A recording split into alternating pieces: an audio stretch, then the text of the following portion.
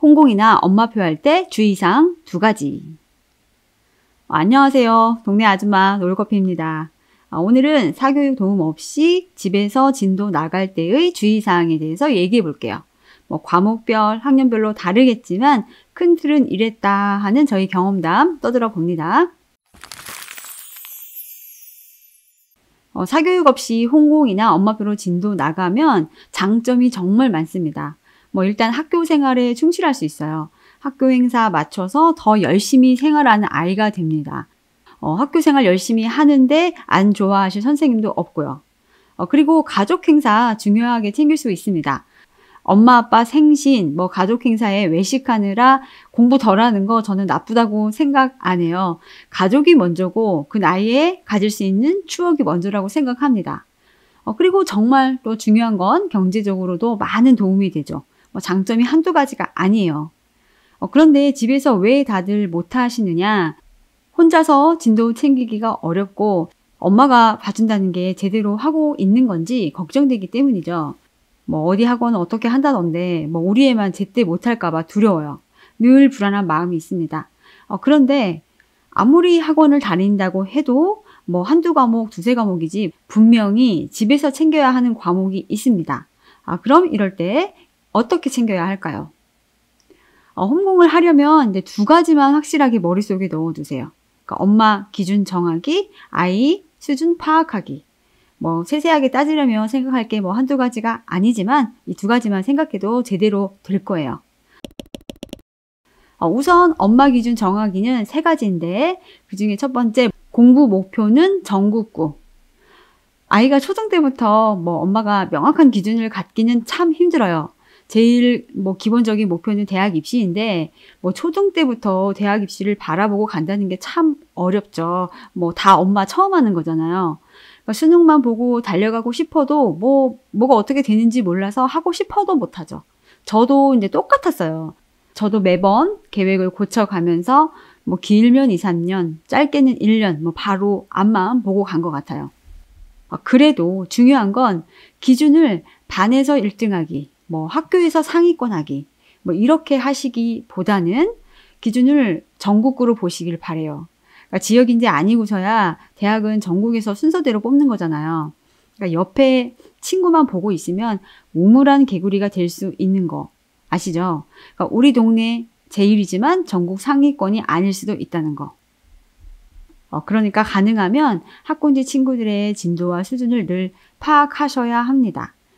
이렇게 하면 옆 친구와 비교할 필요가 없고 어떤 친구가 혼자 막 달려가도 덜 긴장하고 더 멀리 보고 생각할 수 있습니다.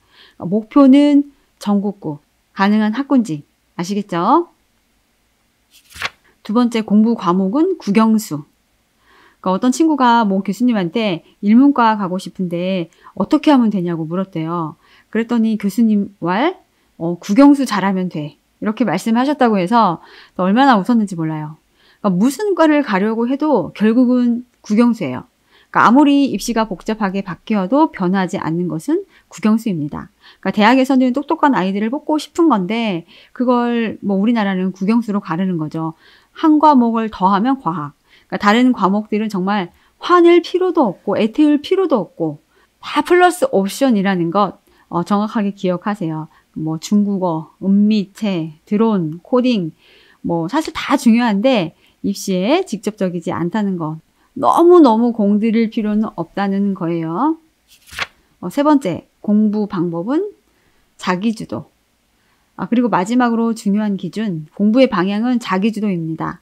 그러니까 스스로 하는 것을 목표로 하셔야 하는 거죠. 그러니까 입시가 아니더라도 가장 중요한 기준이 되겠고 공부를 생각하면 결국 이 방향이 가장 중요해요. 그러니까 저학년 때나 아이 봐주는 거지 결국 자기 주도를 얼마나 빠르게 얼마나 제대로 하느냐에 따라서 아이의 최종 결과는 달라질 거예요. 처음에는 오늘 할 일 몇 가지 이렇게 간단한 것을 적는 것부터 시작해서 그러니까 장기적으로는 과목별, 교재별 다 계획 세우고 진행하는 것으로 발전시켜야 합니다. 그러니까 고등은 결국은 스스로 하지 않으면 어떤 결과를 바랄 수가 없거든요. 제일 중요한 때인데. 그러니까 어떤 것보다 중요한 방향입니다. 엄마의 기준 다시 한번 정리하면 공부 목표는 전국구, 공부 과목은 국영수과, 공부 방법은 자기주도. 이 3가지 기준만 명확하게 하고 가시면 됩니다. 두 번째, 아이 수준 파악하기. 국영수과 레벨 확인, 진도와 깊이. 혼자 하다 보면 진도도 문제인데 더 문제인 건 사실 깊이예요. 그러니까 혼자서도 집에서 뭐 2년 선행 다 했다는데 막상 고등 시험 보면 다 틀리고 뭐 현행도 틀리고 원서는 해리포터 읽는다는데 그 영어 레벨 테스트 초급 나와버리고 뭐 이런 얘기 정말 흔합니다. 깊이 다지며 빨리 가기가 가장 좋겠지만 뭐 그게 안 된다면 정말 천천히 가더라도 기본은 다지면서 나가셔야 해요. 그러니까 옆도 뒤도 보지 말고 아이만, 아이 수준만 다지면서. 이제 과목별로 얘기를 하면 우선 국어. 솔직히 제가 국어는 잘 몰라서 가장 케어를 못했는데 국어는 개인적으로 어떤 테스트를 봐서 실력을 판단한다는 게 참 어려운 것 같아요. 뭐 고등 그 모의고사로 판단할 수도 없고 그래서 국어는 너무 실력 연연하지 말고 꾸준히 하는 것 그 자체에 목표를 두시면 좋을 것 같습니다.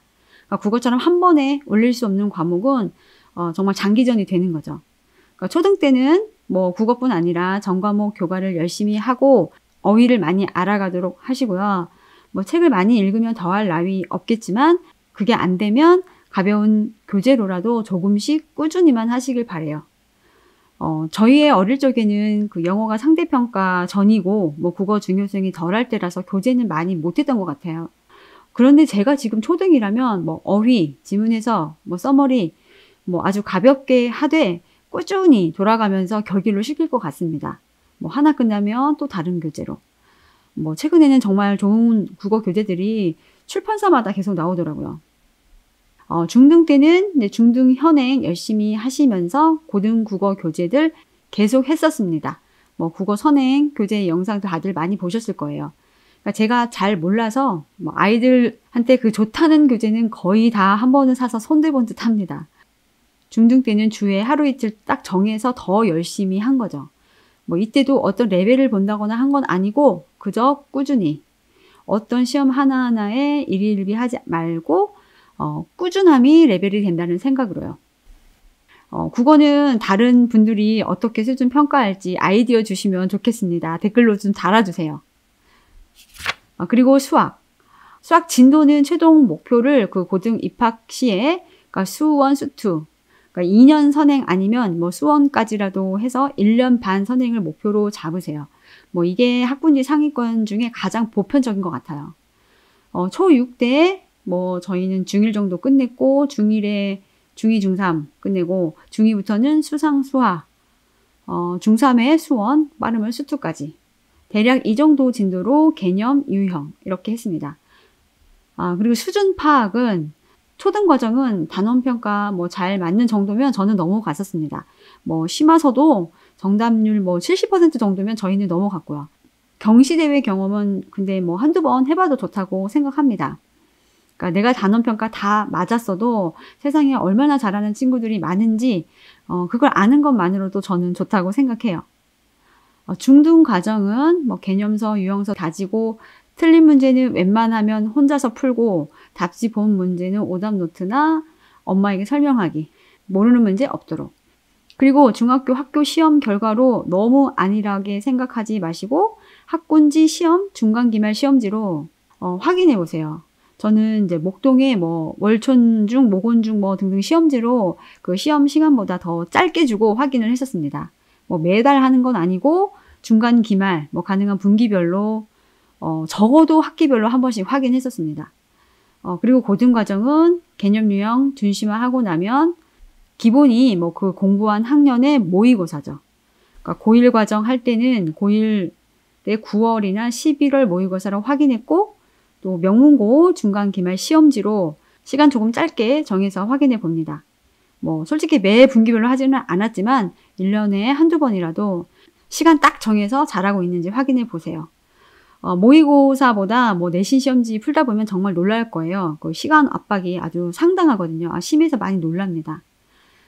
그리고 여기서 점수 너무 안 나오고 막혀버리면 한 번 더 다지고 넘어갔고요. 그런데 심화를 다 끝낸 상태가 아니기 때문에 그 완벽한 점수가 나오지는 않았어요. 그래도 대략 보면서 아이가 자만하지 않도록 겸손하도록 신경 쓴 것 같아요. 그런데 재학년 고등 내신할 때는 뭐 이런 수준이 아니고 영혼을 갈아 넣어서 반복하는 거고요. 고등 현행할 때는 훨씬 더 열심히 해야 합니다. 영어. 영어 진도는 사실 집집마다 목표가 많이 다를 거예요.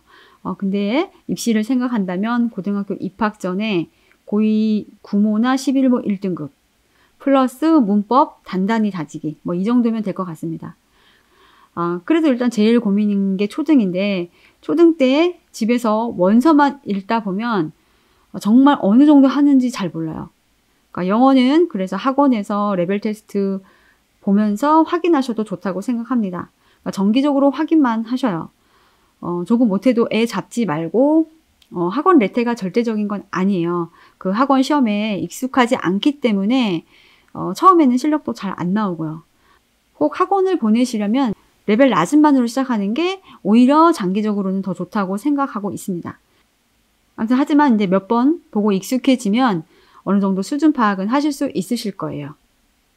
중등 때는 그 내신 문제는 이제 학교마다 달라서 조금 애매하죠. 그러니까 중등 고학년 때부터는 이제 고등 모의고사를 보긴 합니다. 대신 이제 맹시는 안 되고요. 고1 모의고사 보고 잘 나온다고 고등 영어 가볍게 생각하시면 안 되고요. 뭐 고3으로 갈수록 지문 내용 자체가 어려워져요. 그러니까 모고는 대략 확인만 하고 또 꾸준히 리딩서 문법 교재로 계속 다지셔야 합니다.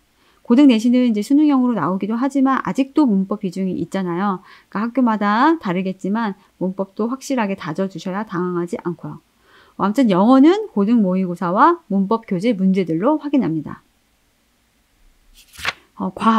과학은 수학, 영어 되고 있는 경우만 하는데 이건 수학이랑 그래도 어느 정도 결이 같아요. 사실 과학까지 뭐 수준을 파악하는 건 필수는 아니죠. 이건 한번 제대로 보고 가는 정도도 쉽지 않으니까요. 그래도 수준을 확인하자면 목표를 어디에 두어야 하느냐인데요. 최종은 고등 내신 물화생 점수 높게 받는 정도. 저희 큰애는 올림피아드 때 물화를 준비했었는데 지금은 그 정도까지는 필요 없습니다. 2과목이 이제 진로 과목으로 다 바뀌어서요. 그래서 중등 과정은 그 학군지의 명문 중학교 시험 족보로 확인하시고요. 고등 때는 물화, 수능 기출 풀어보시면 됩니다. 고등 그 명문고 내신을 볼 수도 있지만 과학은 워낙 범위와 스타일이 달라서 꼭 해야 하는 건 아닌 것 같고요. 그러니까 과학 수준은 중등에서는 명문중 기출, 고등은 모의고사로 확인합니다. 사실 오늘도 제가 이거 준비하는 걸 보면서 큰아이가 잔소리를 하네요. 엄마 대학 가보니 이렇게 엄마처럼 이렇게 안 해도 혼자 알아서 열심히 한 친구들도 많다. 매일 교육 앞에 다니면서 열심히 시키는 집만 보니까 잘 모르신다고요. 그러니까 2명 기르며 일반화 시켜서 뛰어놀아야 할 그 잘 사는 애들 괴롭히지 좀 말라고. 언제까지 괴롭힐 거냐고 그래요. 이렇게 듣고 있으면 저도 이제 가끔씩 이렇게 떠드는 게 고민이 됩니다. 그러니까 제 이야기는 진짜 극성 엄마의 경험담 정도가 될 거예요. 참고만 하셔야 하는 거 아시죠? 그리고 아이가 기대하는 수준이 아니라고 애 잡으시면 절대 안 됩니다. 과정을 칭찬해야 계속 노력하는 아이가 된다는 건 정말 너무 많이 말씀드려서 다 들리셨을 거예요. 꼭 확인만 하시고 다음 교재 어떤 거 할지 어떻게 할지 고민하는 데만 쓰셔야 합니다. 아이들 어차피 고등 때 수능 때 잘하면 되잖아요. 어떻게 달라질 줄 몰라요. 다 과정입니다. 아시겠죠? 오늘은 여기까지 하겠습니다. 행복한 봄날 되세요. 다음에 또 만나요. 안녕.